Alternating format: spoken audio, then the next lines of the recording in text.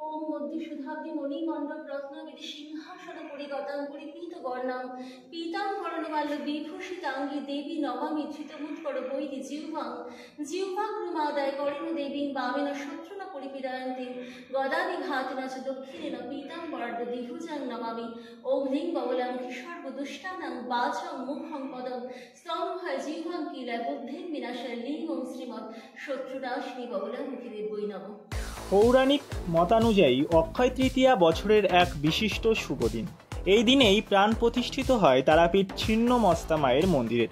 বর্তমান মন্দিরের ভারপ্রাপ্তা সঞ্চিতা মায়ের মতে মন্দিরের প্রতিষ্ঠাতা সাধক বঙ্কিমচন্দ্র মায়ের আদেশেই এই দিনটিকে বেছে নেন। প্রতি বছর এই দিনেই মাকে অলঙ্কার পরানো হয়। হোমযজ্ঞের সাথে সাথে নারায়ণ সেবার ব্যবস্থাও থাকে মন্দিরে।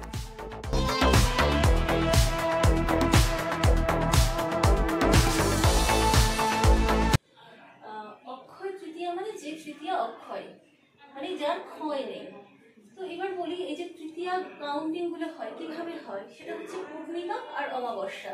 মানে পূর্ণিমার পর থেকে একটা কাউন্টিং হয়, প্রথমা দ্বিতীয়া তৃতীয়া, অমাবস্যার পর থেকে এইভাবে কাউন্টিং হয়, প্রথমা দ্বিতীয়া তৃতীয়া এইভাবে, চতুর্দশী পড়লে তারপরে অমাবস্যা বা পূর্ণিমা এইভাবে হতে থাকে। তো এই তৃতীয়াটাকে অক্ষয় তৃতীয়া বলা হয়। কিছু বিশেষ মাহাত্ম্য রয়েছে, আমাদের পৌরাণিক যুগ থেকেই রয়েছে।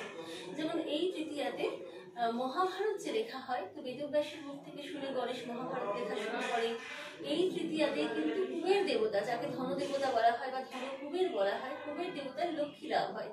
তো এই দিন বৈভব লক্ষ্মী পুজো করা হয় এই অক্ষয় তৃতীয়ার দিনে। এবং এই অক্ষয় তৃতীয়ার দিনে পরশুরামের জন্ম হয়েছিল। মানে নারায়ণের যে 10টি অবতার তার মধ্যে পঞ্চম অবতার পরশুরাম, সেই পরশুরামের জন্ম হয়েছিল এই তৃতীয়াতেই। মানে রাজা ভগীরথ গঙ্গা দেবীকে মর্তে আনেন। এইভাবে বিভিন্ন পৌরাণিক ঘটনা রয়েছে এই অক্ষয় তৃতীয়ার সঙ্গে যুক্ত। অর্থাৎ এই দিন যেটা বলা হয় যে যেটা আমরা করি সেটা ভালো কাজ যদি হয়, তো সেই ভালো কাজের পুণ্যটাও আমাদের অক্ষয় হয়ে থাকে। যদি আবার খারাপ কাজ করি তো খারাপ কাজও সেটা অক্ষয় হয়ে থাকে। তাই এই দিন আমাদের সবার ভালো কাজ করা উচিত, ভালো চাওয়া উচিত, প্রত্যেকটা মানুষের আপদে বিপদে পাশে থাকা উচিত। কোনো খারাপ চিন্তা, খারাপ কাজ কোনো কিছু করা উচিত না, সেগুলো থেকে নিজেকে বিরত থাকা উচিত। হ্যাঁ হ্যাঁ হ্যাঁ, আসলে মন্দির প্রথমে জায়গা কেনা হয়েছিল, সেটা আজ থেকে প্রায় 40-42 বছর আগে। তখন জমিটা কেনা হয়েছিল, কিন্তু মন্দিরের ভিত যে পুজো হয়, ভিত নির্মাণের যে পুজো হয়, সেই পুজো প্রথম অক্ষয় তৃতীয়ায় হয়। এবং তারপরে মন্দিরের যে প্রতিষ্ঠা, মা ছিন্নমস্তাকে যে মন্দিরে প্রতিষ্ঠা করা হয়, সেটাই অক্ষয় তৃতীয়ার দিনই মাকে প্রতিষ্ঠা করা হয়। যেহেতু অক্ষয় তৃতীয়া অত্যন্ত শুভ একটা দিন এবং এর পৌরাণিক কাল থেকে এই শুভত্ব আমরা জেনে এসেছি।